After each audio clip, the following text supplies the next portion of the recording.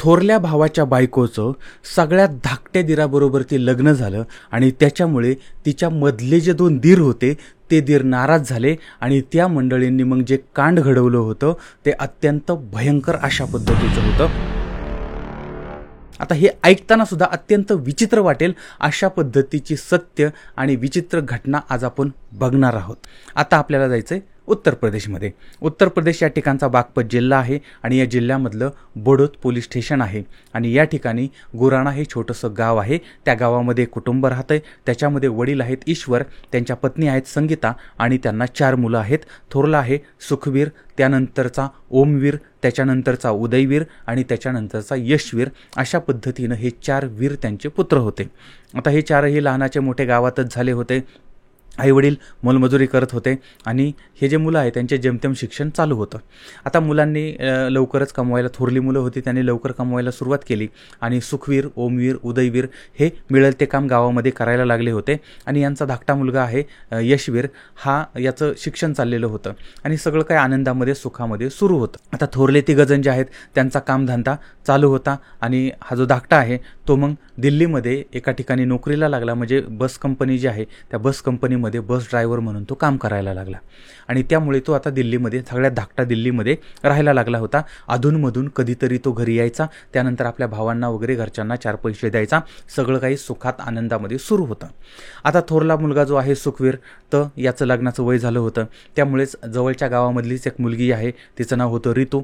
तर या मुलीला यांनी बघितलं, त्यानंतर दोन्हीकडे बघाबघी झाली, त्यानंतर पटापटी झाली, त्यानंतर सुपारी फुटली, त्यानंतर हळद लागली, सनई वाजली, अक्षदा पडल्या, वाजंत्री वाजले आणि जेवणाच्या पंक्ती उठल्या. त्यानंतर मुलीनं त्या घराचं माप ओलांडलं, सुखानं संसार सुरू झाला आणि नंतर यांना 3 मुली झाल्या. अशा पद्धतीनं सुखाने संसार चालू झालेला होता. त्याच्यानंतर सुखवीर आणि रितू यांच्या नात्याला ग्रहण लागलं. अचानकपणे एक दिवस सुखवीर याचं अकस्मात निधन झालेलं होतं आणि ती रितू जी आहे ती विधवा झालेली होती. आता तिच्या पोटीशी 3 मुली होत्या. पुढं कसं होणार हा प्रश्न होता, पण तशी काळजी नव्हती, कारण त्या भागामध्ये, त्या बाजूला आपल्या दिराशी लग्न करण्याची पद्धत होती आणि त्याच्यामुळे घरामध्येच पुन्हा तिचं लग्न होईल असं सगळ्यांना वाटत होतं. आता विशेष करून 2 नंबरचा दीर जो आहे ओमवीर, तर हा टपून बसलेला होता. म्हणजे आता थोरला भाऊ मरण पावलेला आहे, त्यामुळे थोरल्या भावाची बायको, तिच्याबरोबर आपलं लग्न होईल आणि अशा पद्धतीने ते स्वप्न बघायला लागलेलं आहे.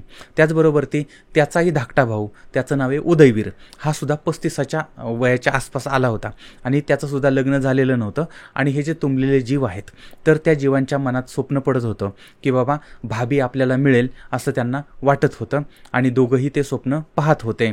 हम शादी करेंगे, शादी करने के बाद ऐसा करेंगे वैसा करेंगे, अशा पद्धतीची यांची स्वप्न होती.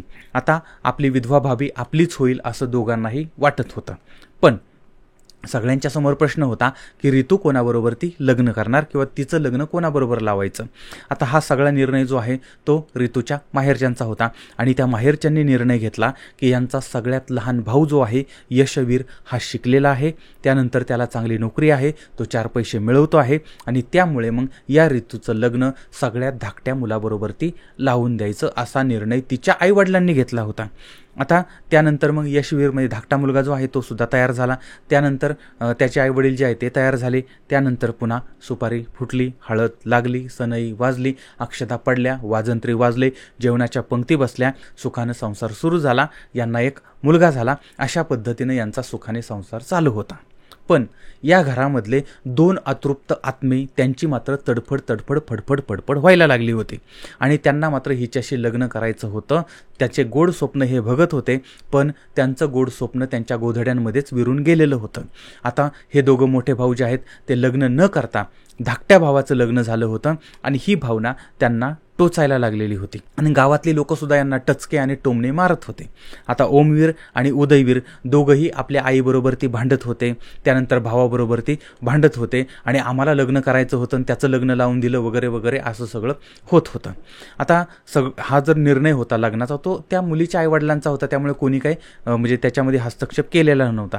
तरीसुद्धा हे दोघं थोरले भाऊ जे आहेत ते डूक धरून बसले होते. उदयवीर आणि ओमवीर दोघंही त्या यशवीरवरती डूक धरून बसले, धाकट्या भावावर डूक धरून बसले होते आणि ते भावावर जळायला लागले होते. त्यांच्या संसाराचा हेवा करायला लागलेले होते आणि आपल्या धाकट्या भावाचं सुख त्याचा संसार यांना बघवत नव्हता. आता ही जी घटना घडली त्याच्या अगोदर 2 महिन्यापूर्वी या दोघांनी आई संगीता आणि यशवीर म्हणजे भाऊ ज्याच्याबरोबर ती भांडण केलेलं होतं आणि यावेळेस पोलिसांच्या समोरच या 2 भावांनी या धाकट्या भावाला ठार मारण्याची धमकी दिली होती. आणि तारीख आहे 14 जून 2024. रात्रीची वेळ होती.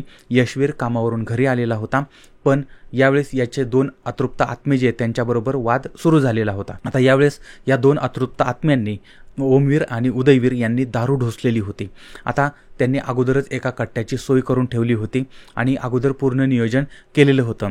घरामध्ये बाकी कोणी नव्हतं आणि त्याच्यामुळे मग त्या तिघांच्यात आता वाद चालला होता. त्यावेळेस त्या 2 भावांनी धाकट्या भावावरती हल्ला केला होता आणि याच्यामध्ये ओमवीरनं धाकट्या भावाचे हात पकडले आणि दुसरा भाऊ जो आहे उदयवीर त्यानं त्या धाकट्या भावावरती छातीवरती गोळी झाडली आणि धाकटा भाऊ रक्तबंबाळ होऊन जमिनीवरती कोसळलेला आहे.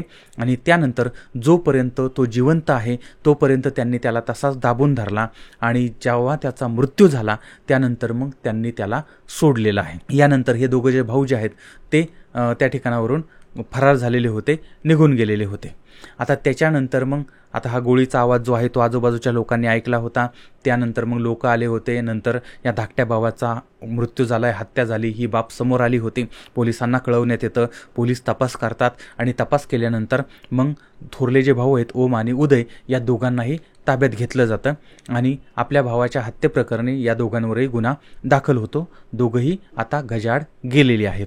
पण या परिवाराची अवस्था बघा. घरामध्ये 4 तरुण मुलं, त्याच्यामधील थोरल्याचा मृत्यू झाला, त्यानंतर धाकट्याची हत्या झाली आणि त्याच्यामध्ये 2 सोंडे जे आहेत ते मधले ते दोघंही जेलमध्ये गेले.